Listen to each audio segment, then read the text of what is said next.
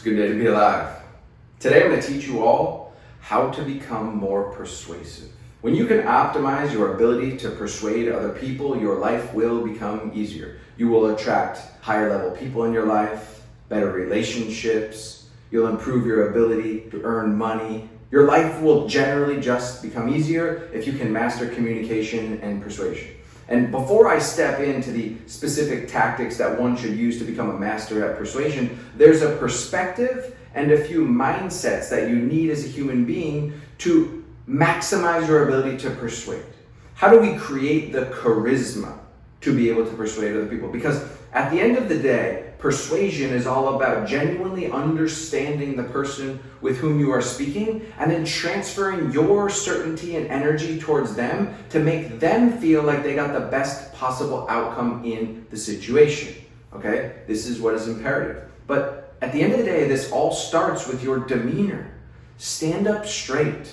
A lot of you will walk into the room with your head down and you have these weak little handshakes. Keep your shoulders back. Be a proud man or woman and give someone a nice handshake, okay? Look them in the eye. And before I dive into the rest of this video, I have a program for influence to help you all become masters at persuasion, sales, communication, closing more deals, living the life of your dreams, okay? This is where I will teach you all every single week and each day how to become more persuasive, more effective in communication. So if any of you want to make more money, close more deals, or become excellent at persuasion and communication, you can click the link down below or DM me directly on Instagram.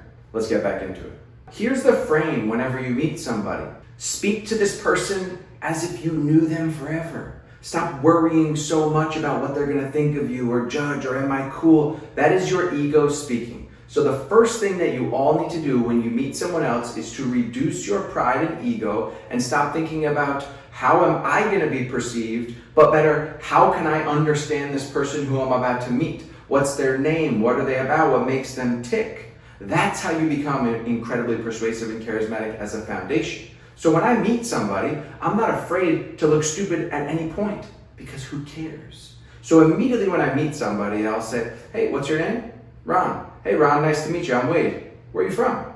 Matter of fact, listen to my tone in this video. I want you all to go back time and time again and understand how I change my tone to become more familiar. And I utilize this familiar, curious tone because I'm genuinely curious. Guys, your tone is an embodiment of your internal state. You can't fake it. You have to be genuinely interested. And when I meet somebody, I am genuinely interested in understanding what is their name? What are they about, right? And so then I'm going to ask them some questions. Where are you from? What do you do? And I'm going to dig a little bit. How long have you been doing that? How's that going? What exactly do you guys do? What kind of customer do you work with? And then when they ask me a question back, I'm going to make sure that I can effectively communicate what I do in a very few words. And I'm not going to spend a lot of time talking about myself. No one wants to be around somebody that speaks about themselves a lot. When you can consistently reframe the conversation back at the other person and communicate what you do quickly, efficiently, they'll understand, wow, this person's really sharp. And when you limit the amount of filler words that you're using, like, and, people will say, wow, this person is very poised, they're very sharp. And when somebody asks you a question that you need to gather your thoughts and information and then deliver that to them, just pause. Pausing is one of the most powerful tools that you can use, for it is the greatest initiation of interest in another person. When someone uses a filler word, it looks as though that they're nervous and slightly ignorant. But when somebody is capable of pausing, it draws in the attention of the other person and it makes that person think, wow, this person is so poised. They're not nervous, right? Guys, a reframe that is imperative is that nervousness is something you want to welcome when you enter a new social situation or a conversation or a business meeting, right? Think about it.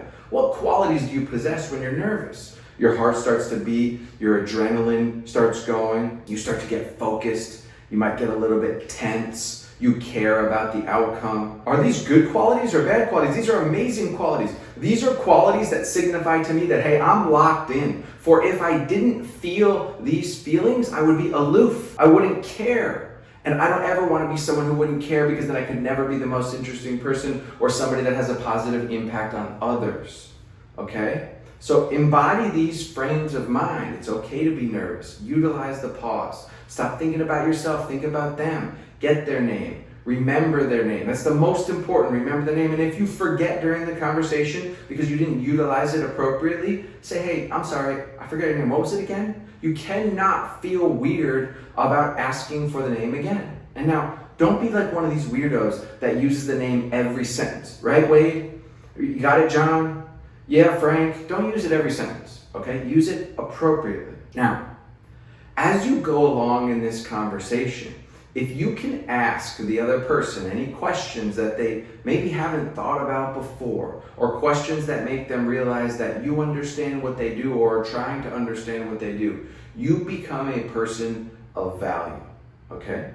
Now, in any situation, in order to persuade someone else, you first need to understand them. A lot of people try and sell or persuade someone else without understanding the other person, what makes them tick. What are their needs? What problems are they trying to solve? And that's the worst thing that you can ever do. When someone tries to give me information about a topic that I know more on than them, they look so ignorant. I do not ever deliver information to somebody else. I don't care if it's a 10-year-old or a 60-year-old billionaire. I don't deliver them information until I ask them, hey, how much do you know about this subject? So that I can gauge their experience and their intellect in that subject, which will change the way that I deliver them information. Now, that doesn't mean that I can speak in a way that they don't understand. Because if I'm describing anything to this person and they don't understand what I am saying, that's my fault, not their fault, right? Being able to craft your message in a succinct manner, but also in a very fundamentally easy to understand way is imperative. You must get good at doing this. And guys, the only way you will become excellent at communication is to practice. Not by watching my videos, not by reading books, by practicing. And for a period of time, you will not be excellent in communication or persuasion. But the difference between you and the person that's mastered this skill set is that during that period of time that they suck, they did it anyway, and they became proficient. Most people are not willing to suck or to be a beginner at anything in order to become proficient. Guys, every step along the way in your life, you are going to need to acquire new skills, new mindsets, and you will be a beginner in a sport, in a language, in a business tactic, in a structure. You will have to become a beginner. So those who are willing to suck at things and become beginners are those who will actually progress through the situation. Okay, now look, we're in the point of the conversation where we're extracting information from somebody else. You need to think of yourself as like a doctor, right? Who's trying to really understand the root cause of the issue, or like a therapist, right? If I were to ask a doctor a question back, if they said, hey man, how are you feeling? And I said back to them, I'm doing pretty good, doc. How's your shoulder feeling? He would be like, it's good, and he would move on to the next thing. Or if the therapist asked me a question about how were you feeling yesterday when this situation occurred, and I tried to say back to them, so can you tell me a little bit about your emotions? She would say to me, he or she would say to me, not right now, let's focus on you, right? So in this part of the conversation or the process, you got to be a therapist, you got to be a doctor. You need to find out the root cause of the issue, how long they've been trying to solve it, what kind of pain it's providing for them, what they've done so far to solve it, how long this has been going on, who else they've seen, what information they know, right? And then why do they want to solve it now? What does the rest of their life look like, and who is this affecting in their life, and how is it affecting their mind? And when we can really figure out everything about what's going on with this specific issue and we've exhausted it all, then we can ask them, hey, how much do you know about the thing I'm about to tell you about? Whether I'm just giving someone information or trying to persuade them to go to a new restaurant, or whether I'm trying to sell them my product or service. I want to understand, hey, have you ever been to this restaurant? Have you ever read this book? How much do you know about what I do? Right? And then when they say, oh, no, I don't really know that much, then it's like, okay, awesome. Let me tell you a little bit about it. Right? And if this is a business conversation, once I understand fully what this person is trying to solve and why and how bad it hurts and when they want to move forward, then I'm going to start educating them. And I'm going to educate them in a way that I'm giving them information that is important to them solving their problem. This is imperative. A lot of people will then go on and describe every little detail about their product or service or thing that they're trying to persuade this other person to move forward with, yet this person doesn't care. Guys, the person across from you only gives a fuck about what they give a fuck about. Don't ever forget that. They don't care about you, nor should they. Especially in business, they're looking to solve their problem. So figure out what that is and then help them solve that problem, which means describe to them the portion of the product or service that specifically solves their problem. Do not focus on the rest. They really probably only care about 20% of your product or service in most cases. So focus on those things, right? Now, make that person feel comfortable. I've seen this before. I've been through this before. This is normal, right? You have to start to relate with them. And guys, when you relate with somebody, don't go off the deep end and describe a long-winded story about Donna and Beverly. It's like, don't do that. Just very quickly give morsels, small little nuggets of relatable information so that this person says, you're a human. I relate to you. I feel comfortable around you. I'm okay with giving you info. You can even share a little bit about yourself that's in a vulnerable, deep, meaningful way, just a little bit, so that this person wants to open up to you. Right? And as you become charismatic and you remember their name and you start to understand who they are and ask them a bunch of questions and make them feel a little bit like a therapist, and then you politely ask them how much they know about what you're going to describe and educate them on, and you've educated them on exactly the parts that are important to them, and then you've made them feel comfortable like they're like other people and that you're like them, and you share a little bit of how you are like them, guess what starts to happen? This person becomes so interested in you and how you can solve their problem that they want to work with you. They want to go to the restaurant that you want to go to. They want to be your friend, right? And now, guys, look, especially in business, if you're in a position where you've found the problem, you've educated them on the solution, and then ask them, like, hey, do you think that what we do can solve the problem that you're trying to solve? And if they say yes, then it is your responsibility to make sure that you help them change their mind around the limiting belief that they might have about your product or service or whatever solution you're talking about, and move them into the solution, right? So you went from a therapist to an educator or a teacher to a closer.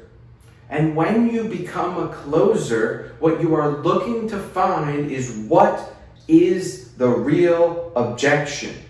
Okay? A lot of people miss this. They're just like, oh yeah, you're going to think about it? Go ahead, go think about it. If someone says, hey, I just want to think about it, awesome. And you should think about it. This is a big decision.